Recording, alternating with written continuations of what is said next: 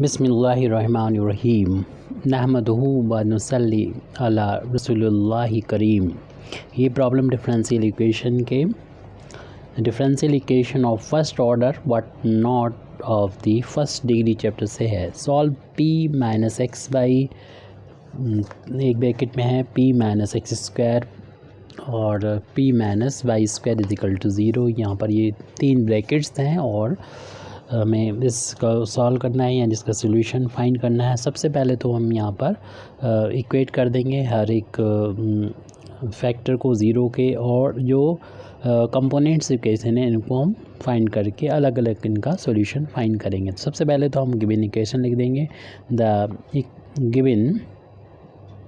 Given equation is, सबसे पहले solution में आप लिखेंगे गिवन इक्वेशन जो कि है p minus x y and p minus x square और p minus y square equal to zero. तीनों को ज़ीरो के बराबर पुट कर दिया। अब इससे हम निकालेंगे कंपोनेंट इक्वेशंस, यानी हर एक फैक्टर को ज़ीरो के बराबर पुट करते हुए दी कंपोनेंट यानी पार्ट होता है, हिस्सा होता है। कंपोनेंट इक्वेशंस आर, तो सबसे पहले तो इसको हम ज़ीरो के बराबर रखेंगे, यानी p माइनस एक्स वाई को ज़ीरो के बराबर पुट करेंगे। इससे हमें एक इक्वेशन मिलेगी। जब हम इसको ज़ीरो के बराबर रखेंगे यानी p माइनस एक्स स्क्वायर को, तो दूसरी इक्वेशन मिलेगी। और जब हम इसको ज़ीरो के बराबर रखेंगे यानी p माइनस वाई स्क्वायर को, तो इससे हमें तीसरी इक्वेशन मिलेगी। इन तीन इक्वेशन को सॉल्व करके कंबाइन करके हम जो गिवन डिफरेंशियल इक्वेशन है इसका सोल्यूशन फाइंड कर पाएंगे। तो सबसे पहले तो हम इस पहले वाले इक्वेशन को बुलाते हैं, यानी इक्वेशन नंबर 1 को। तो उसको हम ट्रांसपोज कर देंगे यहाँ से, तो p की वैल्यू मिल जाएगी एक्स वाई, और यहाँ पर हम लोग जानते हैं कि p का मतलब होता है d y over d x होता है, तो वो वैल्यू यहाँ पर हमने पुट कर दी है। इसके बाद हम यहाँ पर वेरिएबल्स को सेपरेट करके आसानी से सॉल्व कर सकते हैं, यानी जिस तरफ डी वाई है उधर वाई वाला फैक्टर ले आएंगे, टर्म्स कह सकते हैं ले आएंगे, और जिधर डी एक्स होगा उसको तरफ एक्स वाले फैक्टर को ले आएंगे। यानी हम बस ये ध्यान रखना है कि न्यूमरेटर में डी एक्स और डी वाई रहना चाहिए, वेरिएबल डी वाई की तरफ वाई वाले फैक्टर आ जाएं और डी एक्स की तरफ एक्स वाले फैक्टर आ चुके हैं। इसको हमने सेपरेट कर दिया। अब इसको इंटीग्रेट करेंगे, तो यहाँ पर लिख देंगे इंटीग्रेटिंग ऑन इंटीग्रेटिंग। जब हम इसको इंटीग्रेट कर रहे हैं तब हमको मिलेगा, इंटीग्रेट करके दिखा दें हम इसको अगले स्टेप में, अगले पेज पर ये वैल्यू लिख रहे हैं, यानी इंटीग्रेशन हो रहा है 1 अपान यहाँ पर लिखा था 1 अपान वाई करके लिखा जा सकता है इसको, डी वाई, और राइट हैंड साइड में था एक्स से डी एक्स। तो यहाँ पर 1 अपान वाई का इंटीग्रेशन हम लोग जानते हैं कि लॉग वाई होता है, और राइट हैंड साइड में यहाँ पर 1 है पावर एक्स की।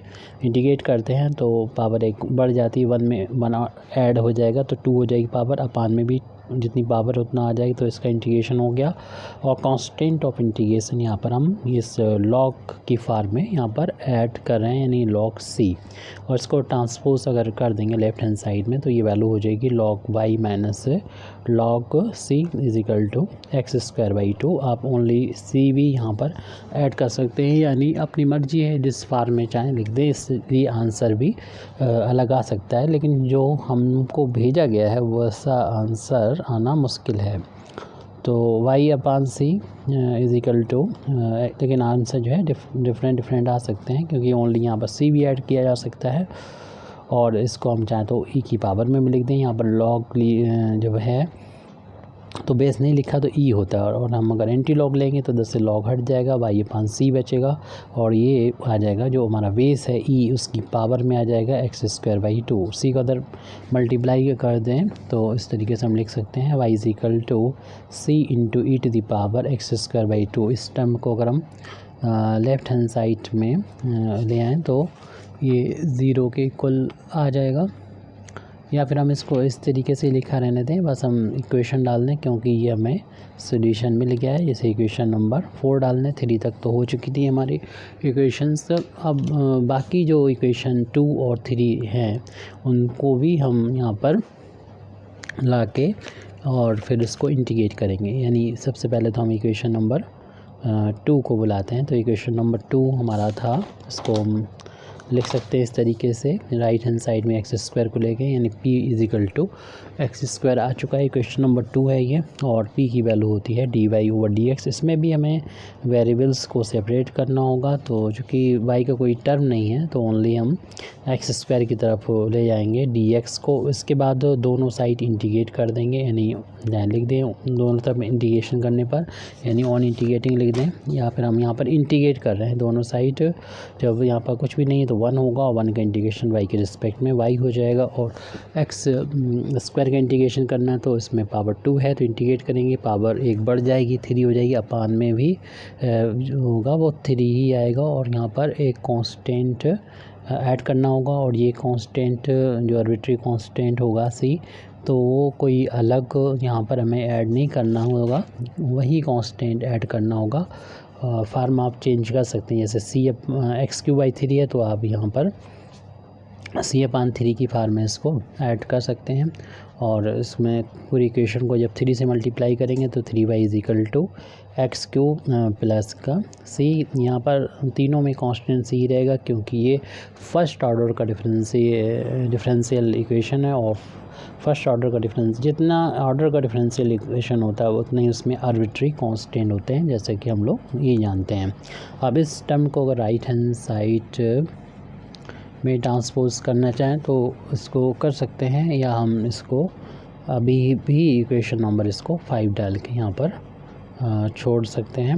अब नेक्स्ट जो है इक्वेशन हमारा जो थर्ड था उसको बुला लेंगे। इक्वेशन नंबर 3 से हमें मिलेगा p इजिकल टू y² मिलेगा, और p यहाँ पर p की जो वैल्यू है होती है dy/dx होती है। इसमें भी वेरिएबल को सेपरेट किया जा सकता है आसानी से, y² ले लिया, dx को उधर ले जाएंगे तो dy/में इसे लिखा जा सकता है dy/में y², और राइट हैंड साइड में हो जाएगा dx। दोनों साइड इंटीग्रेट कर देंगे तो यहाँ पर y को ऊपर ले जाएं तो पावर y की -2 हो जाएगी, जिसको इंटीग्रेट करना है हमें y के रिस्पेक्ट में। यहाँ पर कुछ नहीं लिखा तो 1 मान सकते हैं, इस 1 का इंटीग्रेशन करना होगा x के रिस्पेक्ट में। तो इंटीग्रेट करते हैं तो पावर 1 ऐड हो जाती है, यानी y की पावर जो हमारे यहाँ पर -2 है इसमें 1 ऐड हो जाएगी, इतना ही अपान में भी आ जाएगा, और राइट हैंड साइड में 1 का इंटीग्रेशन x, और यहाँ पर कांस्टेंट भी इसी फार्म में जोड़ देंगे, यानी c लिख देंगे। तो y की पावर यहाँ पर -1 हो जाएगा, upon -1 equal to x plus c, क्योंकि कांस्टेंट किसी फार्म में ऐड करेंगे लेकिन फिर आंसर हमारा थोड़ा सा देखने में अलग होगा। तो इस पावर को प्लस करना, अपान में ले आए, -1/y हो जाएगा, x प्लस c हो जाएगा, y का उस तरफ ले जाके मल्टीप्लाई कर दें तो -1 इजिकल टू हो जाएगा x/y प्लस का c/y। आप चाहेंगे तो हम इस 1 को उधर ले जा सकते हैं, तो इस तरीके से x/y प्लस का c/y प्लस का 1 हो जाएगा, और मतलब 0 छोड़ के आए जिसको हम राइट हैंड साइड में लिख दे रहे हैं। इसे इक्वेशन नंबर 5 तो हो गया, तो 6 लिख देते हैं। तो इन्हीं इक्वेशंस की हेल्प से हम लिख सकते हैं गिवन डिफरेंशियल इक्वेशन का सोल्यूशन। जिस तरीके से राइट हैंड साइड हमने यहाँ बना लिया 0, ऐसे ही हम यहाँ पर राइट हैंड साइड इन सब के 0 बना लें तो फिर आसानी से इन्हीं का मल्टीप्लिकेशन ही इसका जो हमारा गिवन डिफरेंशियल इक्वेशन था उसका सोल्यूशन हो जाएगा। यानी एक तो 0 बना के ये वाला फैक्टर हो गया। अब इक्वेशन नंबर 4 को अगर हम यहाँ पर ऐसे डालते, इस टर्म को अगर हम लेफ़्ट में ले जाते तो ये हो जाता y माइनस c e⁻x²/2, और राइट हैंड साइड में 0। तो इक्वेशन नंबर 4 इसको डाल दें तो ज़्यादा अच्छा रहेगा। और इसी तरीके से इस सभी जो टर्म्स हैं उनको हम लेफ़्ट हैंड साइड में ले जाएंगे तो ये हो जाएगा इक्वेशन नंबर 5 जो है इस तरीके से लिख सकते हैं 3y minus x³ minus c equal to 0। तो इस तरीके से इक्वेशन नंबर 5 इसको अगर डाल दिया जाए तो अब हमें ज़्यादा मेहनत नहीं करना पड़ेगी, डायरेक्ट ही हो जाएगा। यानी हमारा सोल्यूशन आ चुका है, बस हमें लिखना होगा now equation 4, 5 6 are solutions of given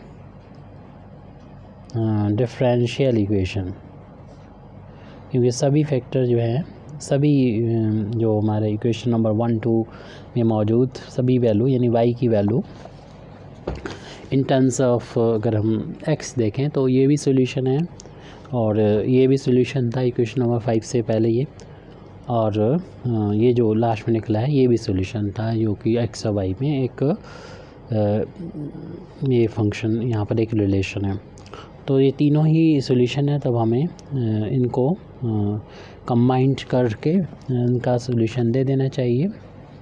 अगर हम एक सिंगल कंबाइंड सॉल्यूशन देना चाहें, द कंबाइंड सॉल्यूशन इज़, तो जितनी तीनों कंपोनेंट के जो सॉल्यूशन थे अलग अलग उनको बस कंबाइन कर दें, यानी राइट हैंड साइड में ज़ीरो बना के जो भी लेफ़्ट हैंड साइड में है उनका आपस में मल्टीप्लाई कर दें। तो y minus c into e to the power x square by 2 किसी भी फैक्टर को पहले या बाद में लिखा जा सकता है 3 माइनस एक्स क्यू माइनस सी, और ये वाला फैक्टर भी यहाँ पर लिख दें। जैसे कि हम शुरू में बता चुके हैं, हमको जो आंसर भेजा गया था उसको छोड़ के बाकी कई तरह के आंसर यहाँ पर आ सकते हैं। Thank you very much Indeed. इस वाले फैक्टर बाकी ये तो कॉमन मिल रहे थे आंसर में, ये मैच नहीं हो रहा है, यानी ये साइन माइनस ही रहेगा। यह है कि आप कांस्टेंट को जो है वो इस फार में ऐड करें, क्योंकि वो लॉग के फार में, इसलिए उसका साइन भी चेंज नहीं किया जा सकता। तो ये आ चुका है complete. Thank you very much indeed for listening me. वाखिर दावाना अल्हम्दुलिल्लाहि रब्बिल आलमीन।